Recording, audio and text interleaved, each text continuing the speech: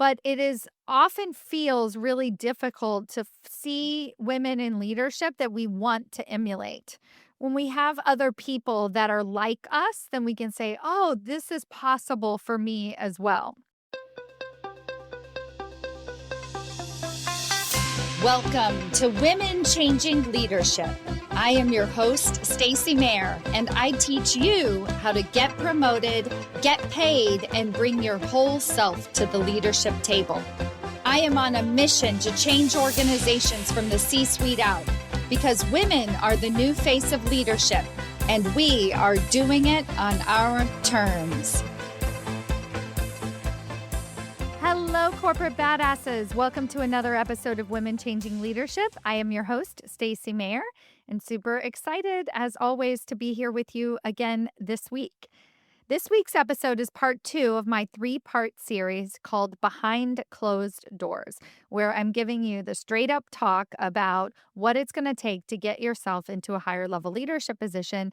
And really, quite frankly, what are some of the things that might be getting in your way in the form of feedback, what people actually say out loud to you that might not be the whole truth, and what is behind the feedback that you're receiving. So today we're going to be talking about women's leadership, women in leadership, and some of the challenging relationships you might face with women in particular in leadership. But before I get into all that, I want to give a huge, huge celebration. We're in the first week of January, the first week back to work, quote unquote, after the long holiday break. And I have had 3 women start job opportunities this week alone. It is an incredible feat to begin a new role at the beginning of January. It's a fresh start.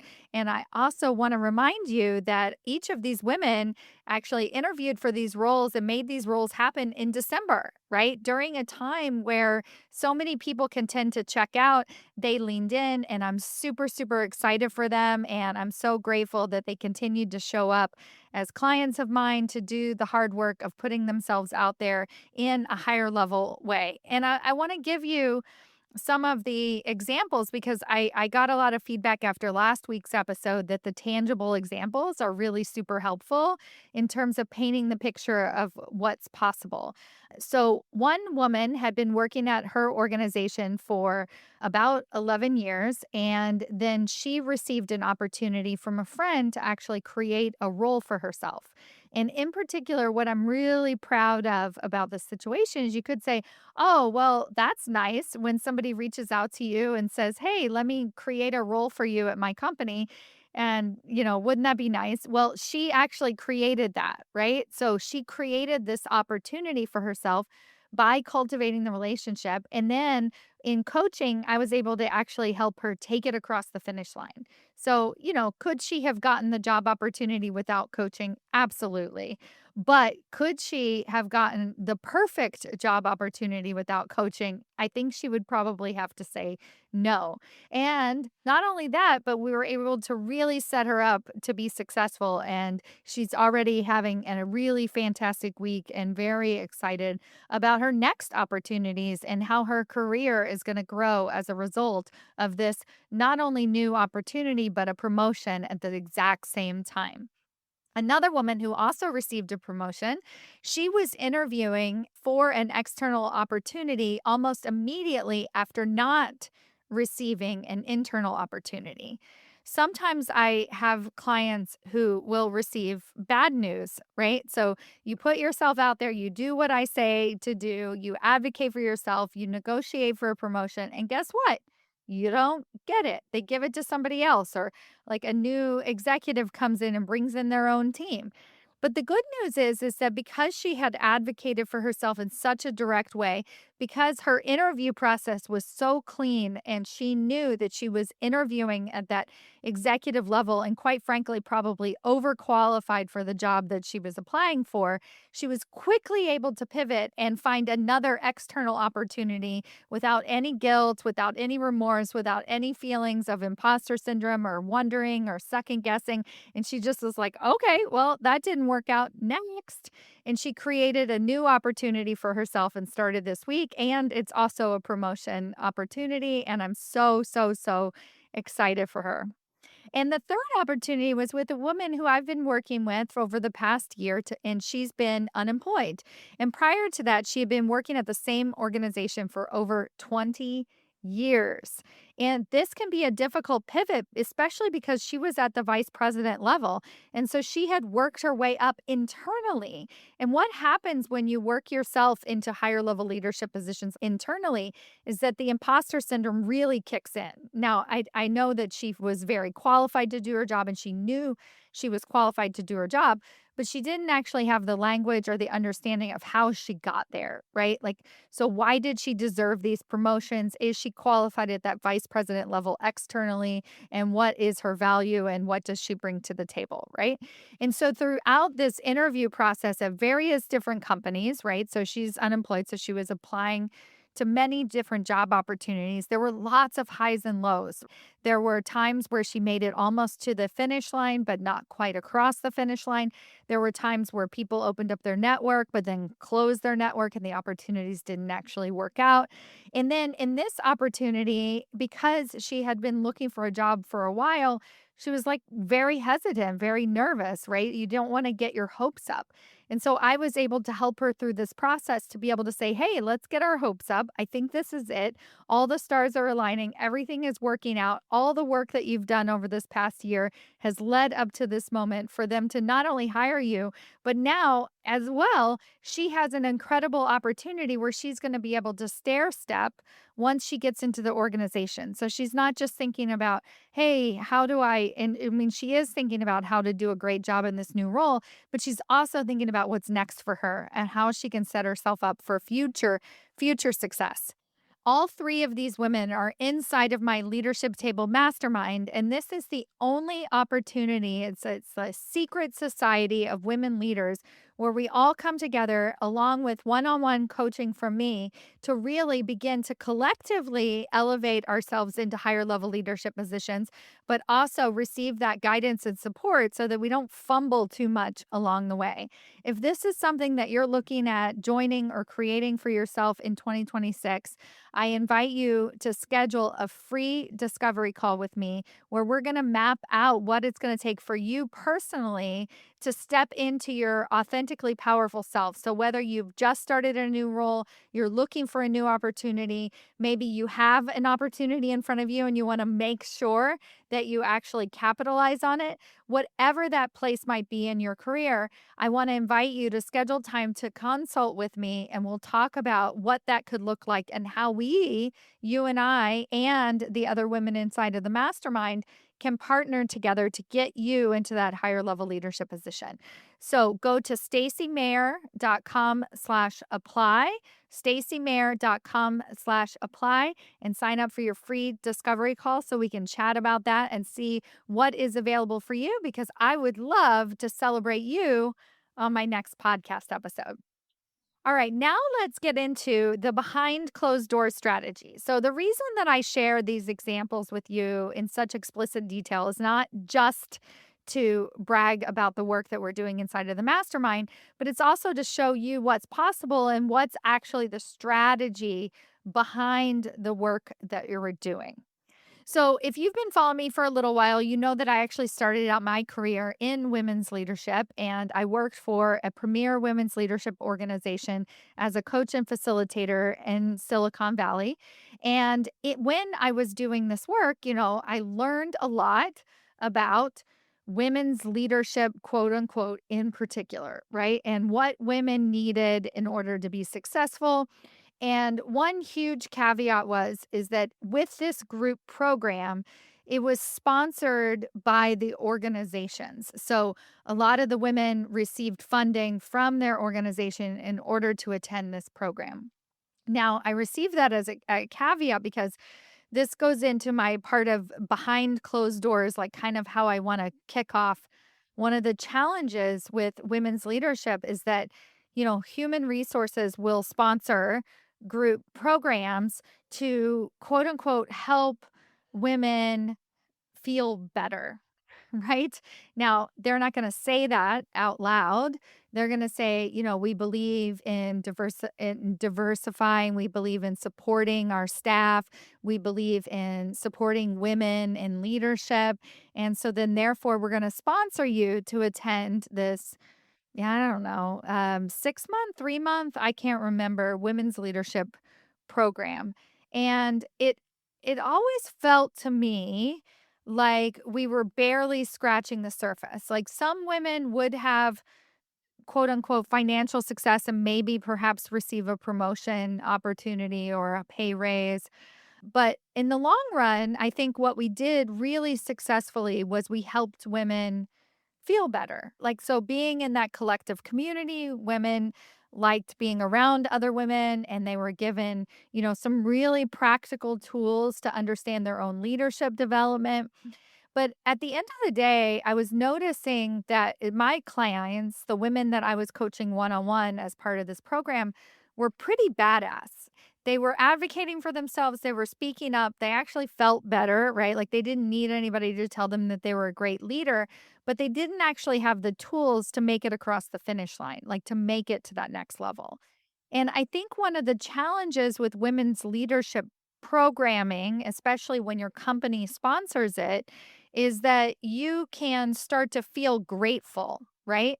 And so I'm sharing this with you because it's very blunt and I don't want to sound like I'm knocking women's leadership across the board because I coach women. I consider myself to be part of the women's leadership field, but my personal opinion behind closed doors is that we run a risk of camaraderie and helping women commiserate with our inability to have success, right? And when you're doing that behind closed doors and you're like, I have this problem too. Oh, yes, I have this problem too. Isn't this terrible? But we don't actually have the skills and tools. And I'm not saying that the program I worked for by any means did any of this, right? But I'm just pointing this out so that you can ask yourself if you belong to these women's communities and it just sort of falls flat, like it seems like a social networking group, which is great. And that definitely serves a purpose. But when you're looking at growing your career and figuring out what's next for you, sometimes you need the actual skills and tool sets to communicate at that higher executive level, to really up your game, to figure out stronger advocating and negotiation strategies so that you can actually get the title and the pay that you already deserve, right? You're a corporate badass and you're ready. So this was one of the reasons that I started my business was to give women the tools to be able to begin to advocate for themselves. One thing that I did learn when I was working for that organization was we did a lot of research on women and leadership in particular, and how women's brains work differently than men's brains. And like, I can't even remember a lot of the research. I don't think a lot about that. But what I do coach on a regular basis is sort of the emotional fuel that women feel, why women versus men often want to be in those higher level leadership positions. And from a stereotypical standpoint, it tends to be more motivated by influence and impact. And so it's not always motivated by title and salary, although every woman wants a higher title and salary as long as it doesn't come at the expense of their health or their family or their other priorities.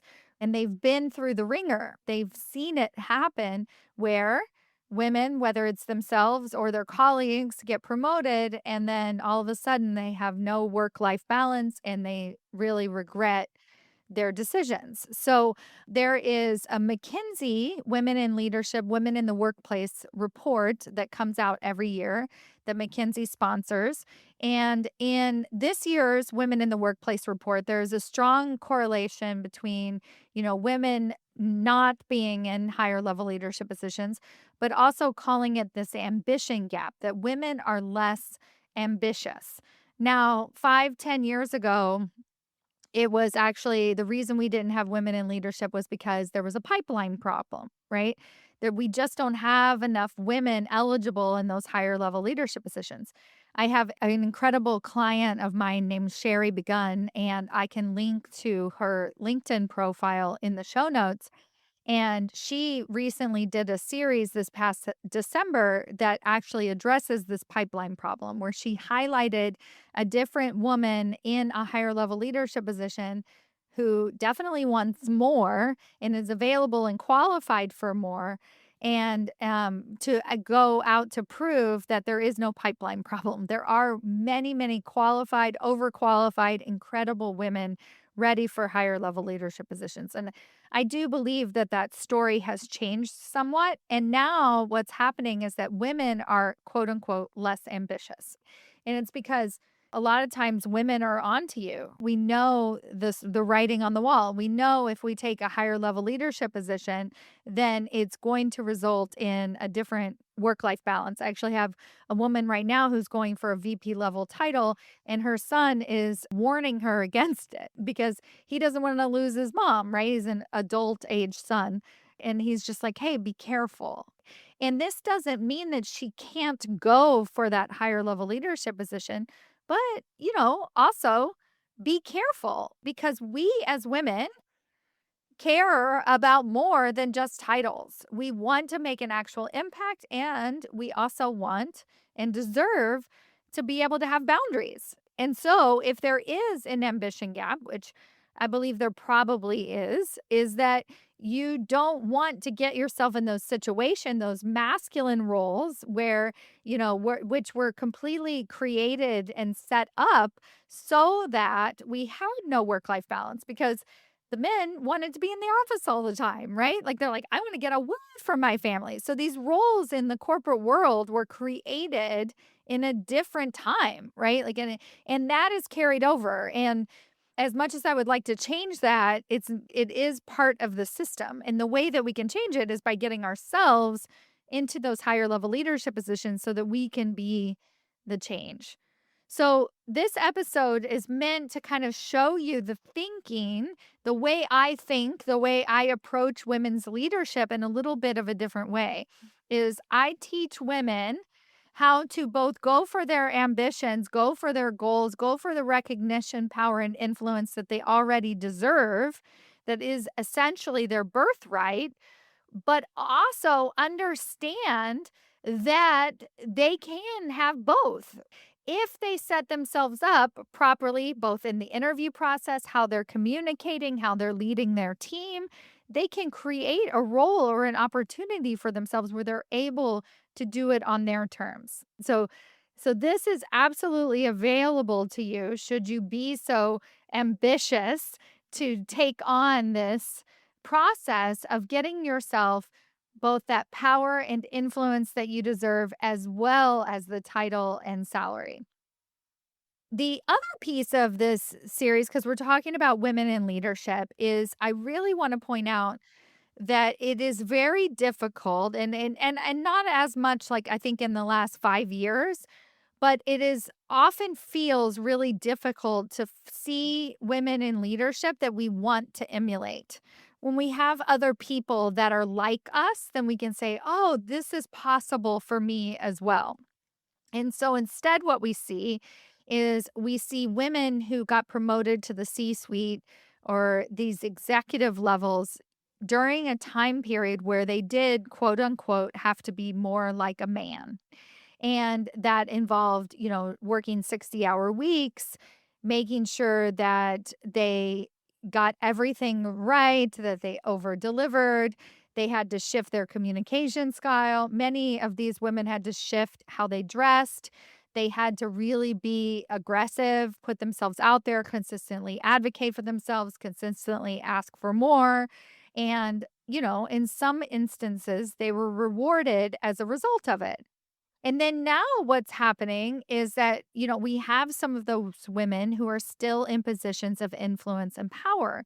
And I want you to ask yourself if the following is true. And I believe it's true, and I see it to be true. Is that oftentimes it's said that women have higher expectations for other women. So, meaning if you have a woman in a leadership position that's kind of like a jerk, right? You are more annoyed, more affected by, more influenced by the woman in a leadership position who's a jerk than the man in a leadership position who's a jerk. So, if you have a man in a leadership position who's a jerk, you expect it, quite frankly. I mean, you don't like it. You don't have to put up with it, but you're like, yeah, that guy is just that guy, right? And you can sort of shrug it off. You can move on. You can go get another job. You can figure out ways to deal with it. But when you have a woman in leadership that is not the kindest woman, it affects you. It's like, oh, she's a woman in a position of power and influence, and she's not treating her team well, right? It affects you at a different level. If you're a man, it also affects you because you'll end up getting a stereotype about women in general, right? Like, oh, all women in leadership are like that, right? That stigma can begin to carry over with you. But it's important for you to see what's actually happening, which is that, hey, I have higher expectations for women in leadership than I do for men. I expect them to use their power wisely, right? Be the institute of change that I would be if I was promoted into a higher level leadership position, right? Like they're not like the leader that I would be. And then we start to internalize it as if I got promoted, I have to be like them and I don't want to be like them. So then, therefore, I need to lower my ambitions, right? I need to lower my goals. I need to lower my standards. I need to lower my expectations. I was gonna say the good news, but I mean that facetiously, is that everybody around us will jump on board with that decision and they'll be like, "Yeah, you don't need that title. You're doing great. You're doing great just as you are." And now full circle for this episode, they're gonna remind you that you are amazing, that you are wonderful, that you are strong, that you are good just the way that you are, that you don't need titles and influence in order to be important, that you have so many wonderful things in your life. And I think that's the benefit of women's leadership and being surrounded by other kind, caring, wonderful individuals. But sometimes it's also important for us to have the actual power and influence that we deserve and to make the money and to go for the titles as long as we're doing it on our terms, as long as we remember all along the way that we are changing the face of the leadership table, that these other women in leadership that are less kind than us are not calling the shots anymore, that we can be the change that we want to see, that we can truthfully create and carve out opportunities for ourselves that look like, quote unquote, women having it all. When I look at these three women that were just hired into these higher level leadership roles this first week of January, I know for a fact that each and every one of these women are going to have it all. Right. And the reason why I know that is because the way they interviewed, the way they communicated, the power that they brought to the table, the boundaries that they're able to set, the coaching that they're going to continue to receive from me along the way so that they don't fall into those traps of over delivering, over giving, over proving, all of those things that end up forcing us into a box. And most importantly, actually, is that we have so much more power in our hands today as women to go get another job. I mean, quite frankly, just like the woman I said who, didn't receive her promotion and then instantly went and found another opportunity. So I'm not saying that you can have this work life balance or integration or whatever you call it at every single organization with every ball buster boss that you have. No, actually. But what I am saying is you do have choices and there are opportunities for you. And I see it over and over again, women holding C suite titles, taking Fridays off every single week, not because they don't care, but because they are doing such a killer job at their job. They are such amazing leaders that they have earned that right to sit back, to recalibrate, to bring themselves back in on a Monday morning and kill it once again each and every week. This is the recognition that you truthfully deserve, right? This is not the recognition that everybody's going to be talking about. This is definitely behind closed doors, but this is the opportunity for you to raise your hand, to say yes, to say, why not me? And to get yourself into a position of power, influence, and recognition in the next couple of months. All right. I invite you once again, to hop on a free discovery call with me if you're inspired, if you want to learn more about what this would look like, if you want to call me on my BS, whatever that might be. I invite you to go to stacymayer.com/apply and schedule a free discovery call with me where we're going to map out your career blueprint, and I'm going to show you how my executive promotion process is going to get you into those positions of power and influence in Q1 2026. All right. Thank you all so much for listening, and I'll see you next week. Bye.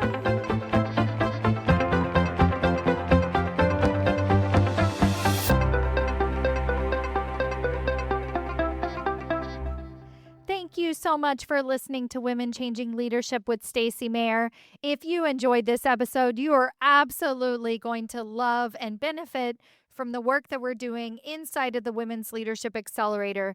This month-to-month membership program is unlike anything else in the market. We are single-handedly flipping the unemployment rates on their head. It is the only place on the internet where you can actually get yourself not only a job offer, but one that has a higher salary, a higher title, and more recognition and influence than you ever could have imagined in your career.